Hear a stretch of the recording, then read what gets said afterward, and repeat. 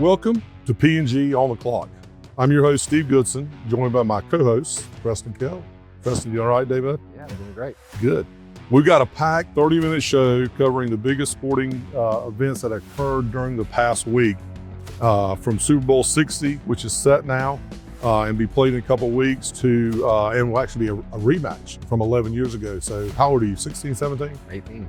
You don't remember?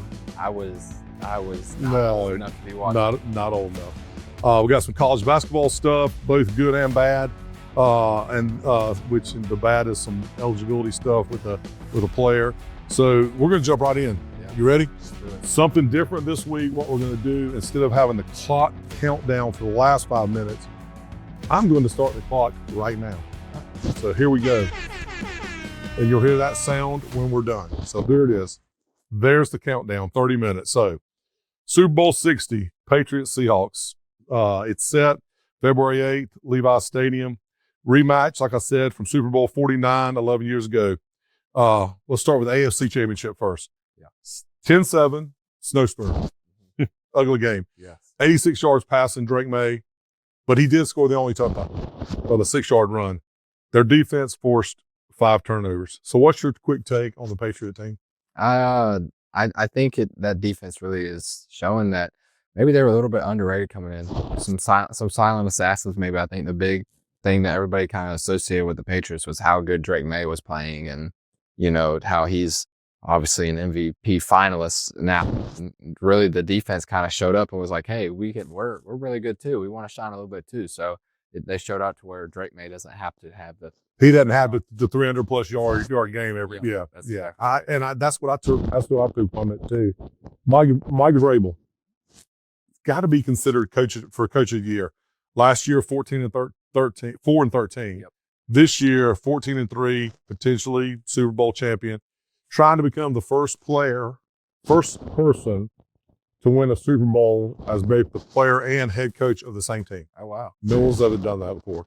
So he won 3 rings with the Patriots as a linebacker in 2000s.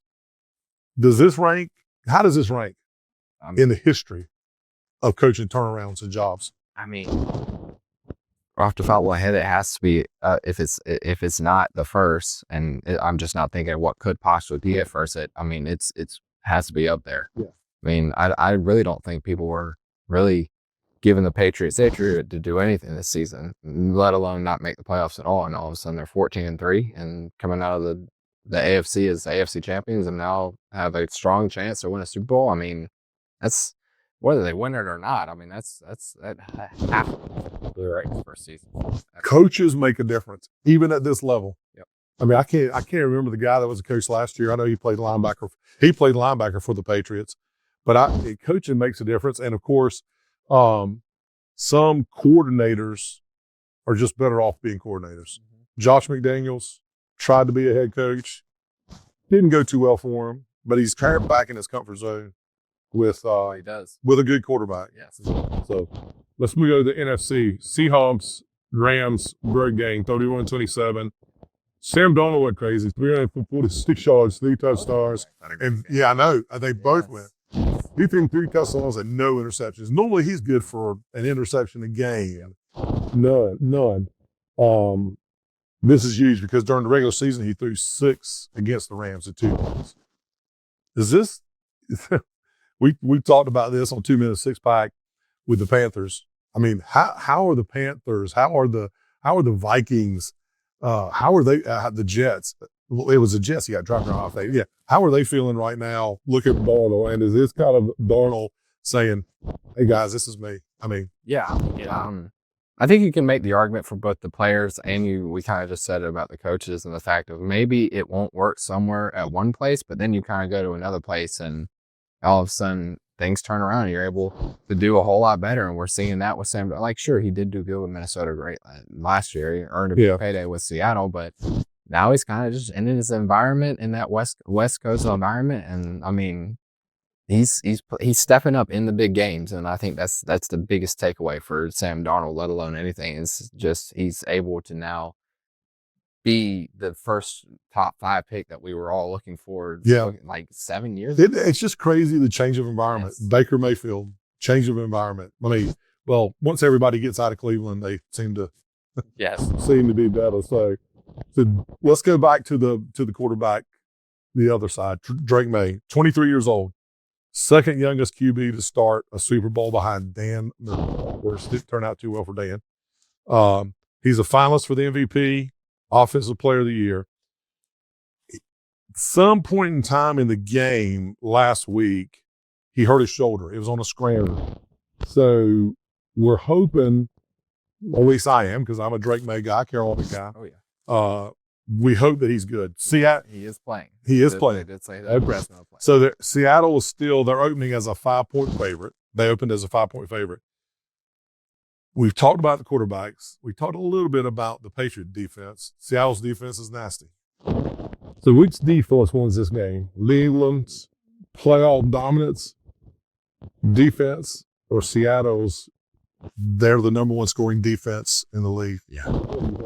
I was just giving my flowers to New England's defense, but it's hard not to say Seattle's defense. I mean, I don't want to not give any credit to New England and what they've done this season, but the big trend going around New England is that their schedule was a whole lot easier compared to these other teams. Then, although that is true, and it is still extremely difficult to get to the Super Bowl in that long season run, but I just think that Seattle defense, based on who they face having to get up to this point, I think that they're just going to feel more comfortable, and I think that they're more experienced, and those guys they're hungry, and that's not discrediting New England's defense either, but I also think that they're going to have a hard time stopping that Seattle offense, because that's just as good, if not better, than their offense. So we'll get together hopefully again to do this show. We're doing it every other week before the game, hopefully. Yeah. But right now, who you got? I got Seattle. I feel pretty comfortable taking Seattle. I don't want to just sweep New England under the bus though, because I do feel like that if Drake May plays like MVP Drake May, because I think that will be the big question, because he is so young. Yeah. Then New England may have a chance, but I think the safe bet is Seattle. Arizona, let's morph to basketball, college basketball. Arizona 20-0. Two big stories. So of course, Arizona 20-0, unanimous number one pick in the AP poll, 7 straight weeks. They're rolling. Beat West Virginia last week. Then survived BYU at BYU. BYU's got that kid that's everybody's saying is gonna be AJ, starts with the D, I think, last name. Say he'll be the number one pick. They're led by a freshman, another freshman. Last name's Pete, 29 points against BYU, and then they're led by senior guard Jaden Bradley, who had a career high 26. This is their best start since 2013-14.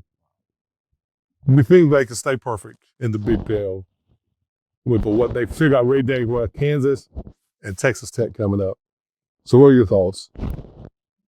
I mean, I feel like there has to be a hiccup in there, but I mean, it's hard to say. I mean, because I want to say they were beaten at BYU. They had a big lead, and then BYU, I think, trended been over like one at the very, very end of that they were able to hold on. But I feel like it's safe to say that there is going to be a hiccup in there somewhere that they'll drop like that. It's just so hard to go undefeated. Yes, absolutely. Overall, and then especially when you're playing in a conference like the Big 12, Big 10, ATC, it's hard. So I think we're going to have a hiccup too. Tommy Lloyd, coach, interesting philosophy. He said a couple quotes. One, he says, "I don't judge myself on whether we're undefeated. It has zero impact. I just care about beating today's opponent." Do you think that one game at a time approach keeps the team grounded, or do you think it prevents? Some coaches like to look at it as each game is a preparation, and they talk about March Madness. What do you think about that? I do like the one game approach, because I think it is dangerous to maybe have that glancing and looking into the future everything. But I mean, I can't agree with maybe not saying that the record doesn't matter, because I mean it does, obviously, but I think it's a great approach to have your guys to where they're able to just have your guys focus and dial it in on that opponent, no matter who it is. I mean, it's different. You mentioned playing in the Big 12, like it's the Big 12's all around the place. I mean, it's not like you're playing a Kansas or a Texas. That's what's so interesting. Yeah, well, you could be in Orlando playing Central Florida or Cincinnati play. You know, I mean, it's just it's a crazy conference, and it's near the schedule. The schedule is amazing. You know, I think somebody's going to get them. Kansas is a little down this year. Texas Tech plays really good at home. Yep. They beat Duke at home. Yep. Well, that was that home or was it at? I think that was part of the Madison Square Garden. Yes, I think that was part of it. Yeah, they played. Did they BYU? And I think they ended up beating BYU. That was recently. So I mean, it's just so hard to go undefeated with the other big story. Talking about going undefeated. Michigan ended Nebraska. Nebraska going into this was trio. Ended their undefeated streak 75-72. Nebraska had won 3-0. Dating back to last year, they had won 24 straight votes. Wow. So, pretty impressive. That and counting out, that was this is the longest streak in Division I since Kentucky was 38-0 to start the season in 2014, 2015, which Kentucky ended up losing or didn't win the national championship. So this is what's crazy about this game. I didn't watch it. Nebraska led for 36 minutes of the 40 minutes of the game. And they were up 70-65 with under 6 minutes left. Michigan closed on a 10-2 run, and they went scoreless in the last 3.5 minutes. So you were saying, okay, well, time just called them. Here's the kicker. Nebraska was playing without 2 of their top 3 scorers. They were injured. So, with that said, did Michigan expose any flaws, you think? I know you probably didn't watch the game. Yeah. Or do you think injuries robbed us of seeing something with Nebraska that might be truly elite? We talked about it on 2 Minute Six Pack. Great coach, Fred Holberg, who was at Iowa State. And he's doing some good stuff, man. Yeah, he is. So what do you think about Nebraska? Yeah, for sure, having your two of your top 3 scorers out changes a lot of things. But at the same time, I've said it many times I've had the mentality of like, it's just got to be next man up. I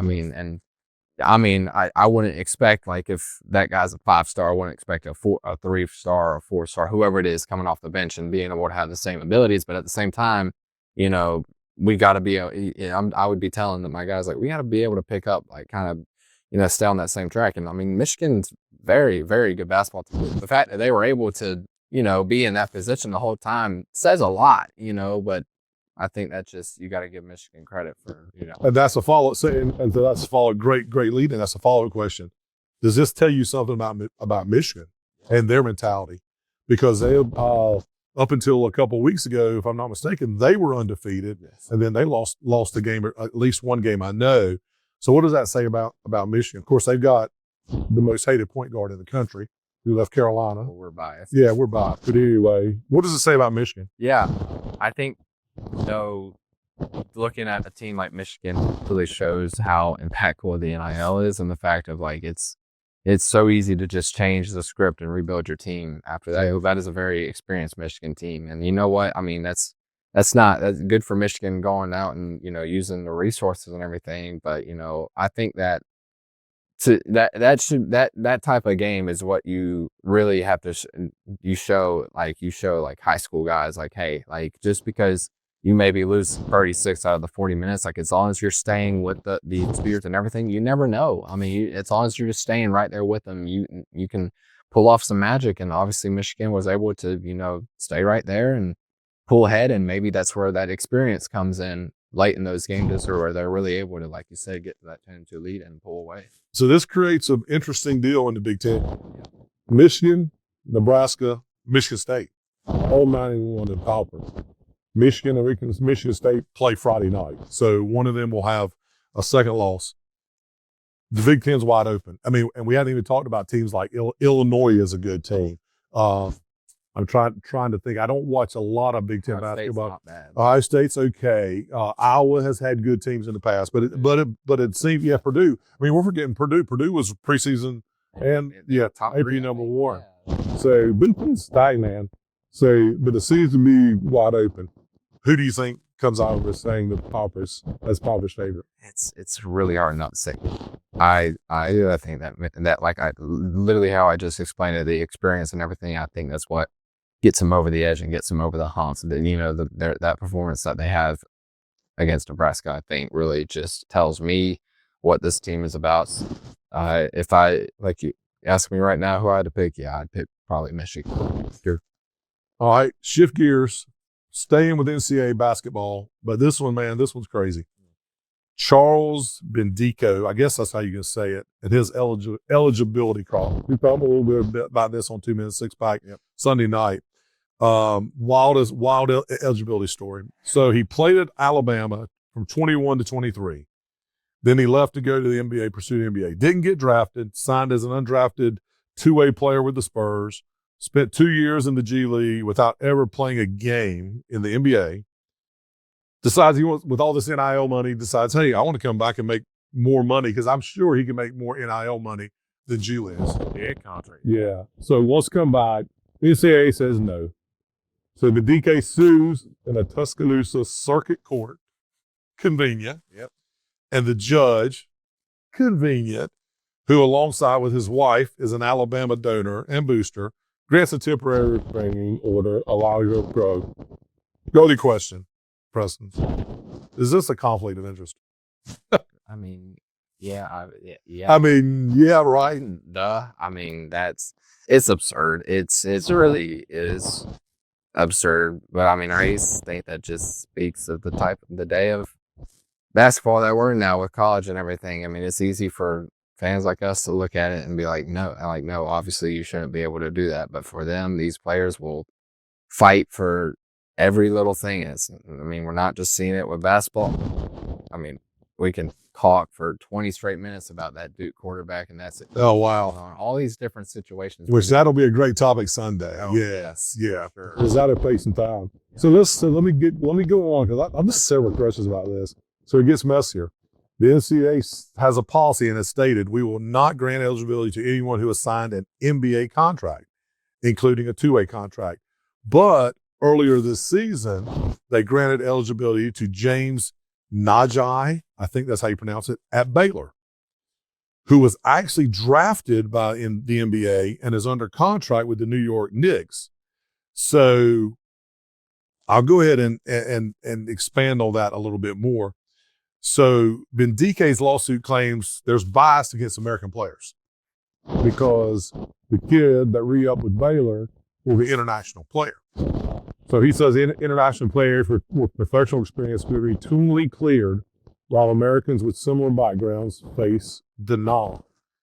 3 other G League players at Santa Clara, Louisville, and BYU all got cleared to play. So what's your definition of professional? Because now it used to be if you got paid to play, right? Yes. And now NIL and now you get paid. Yeah. So what's your definition of professional? That's a tough one, ain't it? I have to agree with what the policy says. The day that you sign a contract to be part, it don't matter if you're part of the G League or if you're part of the NBA. Like the day you sign your name, that is you stating your intent to play for that team. And because you don't get your way, and you're not, whether it's about money or if it's about the fact that you weren't playing, getting the opportunity that you want, you made that commitment, and that's supposed to go and play on the next level rather than going back. So I feel like that should be obvious, but so let me ask you this. What's the NCAA looking like right now? I mean, a mess. Inconsistency. They approve one guy but deny another guy. Are they losing what little credibility, if they had any? Are they losing that? I feel like they've already lost it all at this point. Yeah. So here's the bigger picture. If he wins this penalty and other players sue that you can leave for praise and not make it, and then sue your way back. Just how many former pros go back into the falls next season? We literally had this conversation Sunday night. Yeah. Brought up names of guys who only played in college 1 year, and now you're seeing it now where a bunch of these guys that play college hoops that come out as 5 stars and out of these big high school or basketball programs, and then they go play at like Caleb Wilson will be a one and done at Caleb. Well, he will go to the draft next year, but like if he was to not get the opportunity that he wanted to next year, you know, he decides to come back to Carolina and play. Or like a Drake Powell is a perfect example of a guy who left Carolina. Yep. It's not like he literally didn't do it. It was just off of potential and he leaves. But now like he's kind of in that stage of that two-way stage. Like he could all of a sudden he wants to come back and play at Carolina, play for a couple of years and go get redrafted and go get a better opportunity to play. So, I mean, it's if they allow this, the floodgates are just going to completely open. Yeah. It's going to be madness and they're not going to be able to control it. So think plus, and this is what I always default back to with all the changes that are going on with the portal, with everything in football and basketball. Think about how it's going to impact the high school player. Yeah. He's getting recruited to go wherever. These players decide to come back. You're going to take that kid coming back over a high school kid. Yep. Think about that. So, yeah.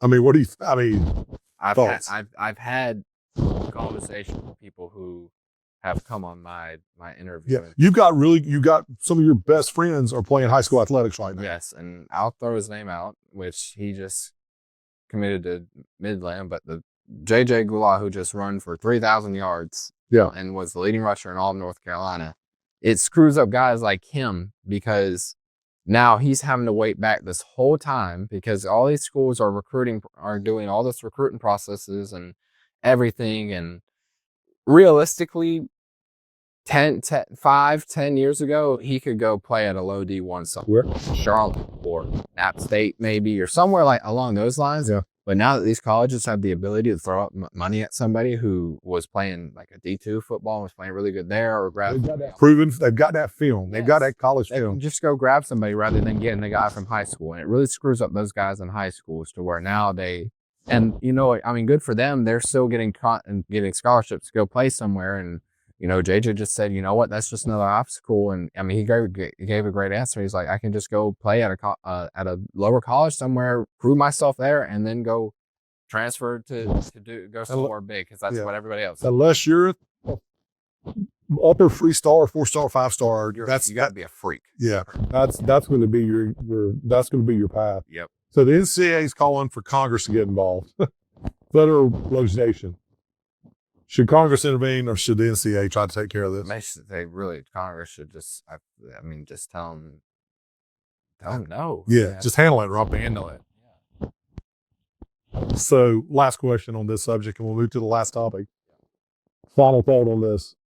Are we witnessing the death of traditional college basketball eligibility? And what does college basketball even mean anymore? I feel like we've already seen the death of it. Now it's just starting to spiral out of control. I think the second NIL money got involved and players being able to leave after their only 1 year, I mean, that alone is just, I think, is absurd. But now the fact that it's even being pondered that people can come back after all the pro debates and everything like that. I mean, it's absurd and it's already died. And I don't think it matters what the outcome of this case is. We've already just seen the depth of the how college basketball should be played. So after we were off Sunday night, Joey Malchik and Dave Miller and I were sitting around talking. We're going to start a new segment.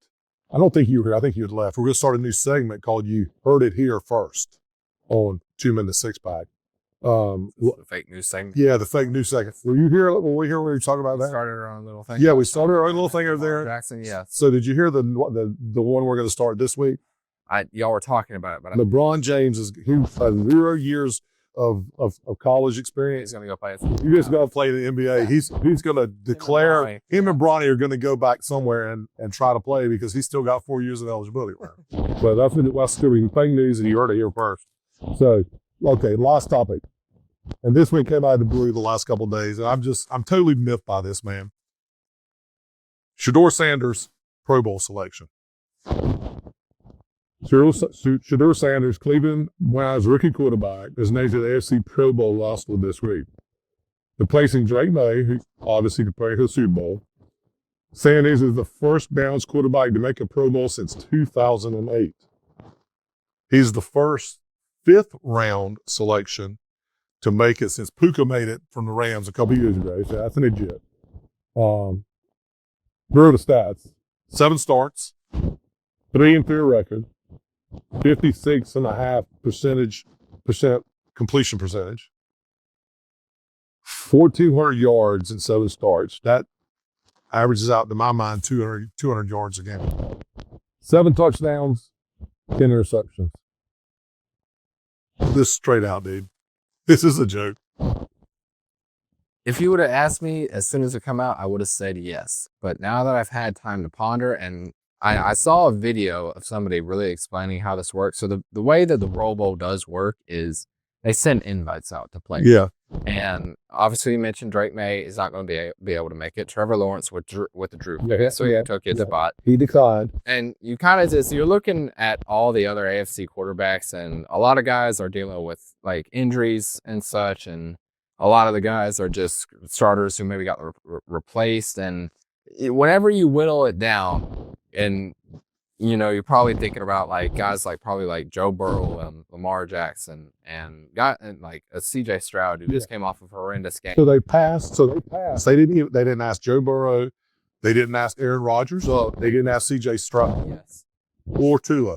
So it probably doesn't get made public that they asked them. And my assumption is yes, they probably did ask those guys. I probably don't even think Aaron Rodgers would never say yes. Yeah. I already know. Yeah. Know that. I know Joe probably wouldn't say. Most of these guys do not care about going to play a flag football game or anything like that. So when you really whittle it down, they were probably left with Shadeur and Cam Ward from the Titans. And Cam Ward, I mean, you could see why they could go to him. Who started the whole season? He started the whole season, but at the same time, they're probably like, okay, well, we got TV ratings here with Shadeur, so either they asked Cam first and he denied, or they just went to Shadeur over. So that brings up the question: does Shadeur's famous last name and media attention, you think, drive this selection? Absolutely, 100%. I think it does. It helped him out tremendously. Absolutely, yeah.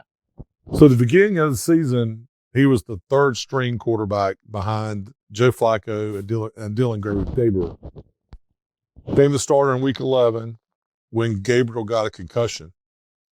Does this selection, I don't know, but I just want to ask you, does this selection say anything about the Browns and their confidence in Sanders potentially moving forward? Is he the QB of the future for the Browns? It's most likely probably going to be a battle between him and Deshaun Watson next year. I think Shadeur, out of all the guys who played for Cleveland this season, all the quarterbacks, he played the best. And you got to give him some credit, the fact that he does play for the Cleveland Browns. I mean, yeah. And you got in Cleveland, honestly, you go back and look at their draft class that they had this year. They had a phenomenal draft class. Drafted. I mean, they'll easily. They got 2 quarterbacks, a running back. I think they got a tight end, didn't they? Their linebackers up for defensive rookie orders: Swearinger, Judkins, Harold Fannin. Like these goals, they played really good for Cleveland this year. And you know, they hired today Todd Monken, who was Baltimore's offensive coordinator. And the story coming out of the draft was Baltimore was going to take Shadeur, but Shadeur said no. Yeah. To go into Baltimore. Why? I don't know. I think that he wanted to play, so that's why obviously he takes that chance with Cleveland. But Luck is a smart guy, and honestly, like I think the future is bright for Shadeur. I could see them moving on from Dylan.